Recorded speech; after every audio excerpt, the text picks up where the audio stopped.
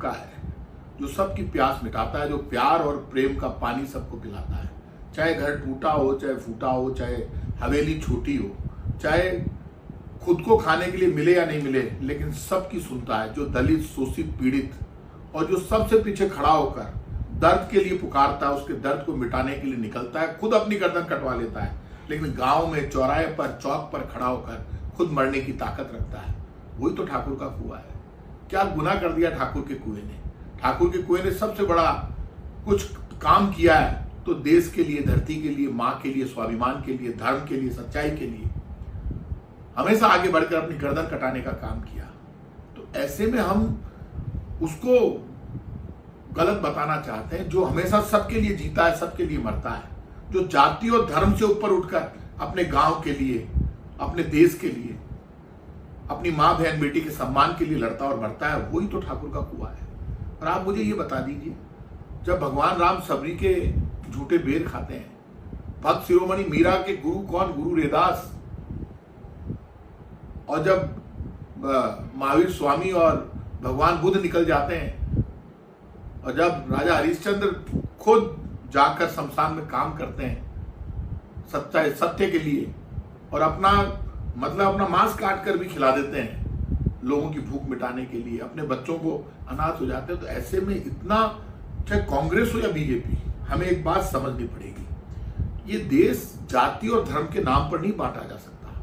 ठाकुर का कुआं तो ऐसा है जहां जाट, राजपूत, ब्राह्मण, बनिया, एसटी, एससी सब मिलकर उसको अपना मानते हैं। पहला हक ठाकुर के कुएं पर किसी का है तो गांव का है, सबका है। जहां अगड़े की पिछड़े की बात नहीं होती, वही तो ठाकुर का कुआं है। तो ऐसे में रणभूमि पर जो मर जाए, मिट जाए, जो आज भी ये कहे कि मैं रहूं या नहीं रहूं, मेरा देश रहना चाहिए, वही ठाकुर का कुआं है। लेकिन मैं सबसे हाथ जोड़कर विनती करूंगा, इस राजपूताना की धरती पर जहां बलिदान और शौर्य का इतिहास लिखा गया, जहां महाराणा प्रताप ने एक ही बात कही कि सब जाति धर्म को साथ में लेकर लड़ूंगा, मरूंगा, लेकिन झुकूंगा नहीं, तो उनकी सेना का सेनापति एक मुसलमान पठान हाकिम का सूरी बना, एक भामाशाह वैश्य समाज के व्यक्ति बने, एक पुंजा भीलों के सरदार बने, एक भामाशाह वैश्य समाज के बने, 4 सेनापति बने, और देश और धर्म की लड़ाई महाराणा प्रताप ने लड़ी। तो यहां झगड़ा महाराणा प्रताप या महाराजा सूरजमल का नहीं है। यहां झगड़ा इस बात का हो गया कि हम अपनी राजनीति को चमकाने के लिए झूठी बात यदि सदन में, विधानसभा और लोकसभा में खड़े होकर बोलते हैं, तो ये देश के साथ धोखा है। और धोखा, देश के साथ धोखा करने का, जातिगत टकराव खड़ा करने की कोशिश करने का, धर्म में टकराव खड़ा करने की कोशिश करने का अधिकार ना बीजेपी के नेताओं को है, ना कांग्रेस के नेताओं को है। हम जातिगत मर्यादा हमें रखनी पड़ेगी। खाचरियावास की धरती के मिठोड़ी कुएं का पानी पूरा गांव पीता है, वहां ना कोई अगड़ा है, ना पिछड़ा है। सबसे पहला अधिकार किसका? जो पीछे रह गया, दलित है, शोषित है, उसका। तो यहां ना किसी जाति का टकराव है, ना अगड़े और पिछड़े का है।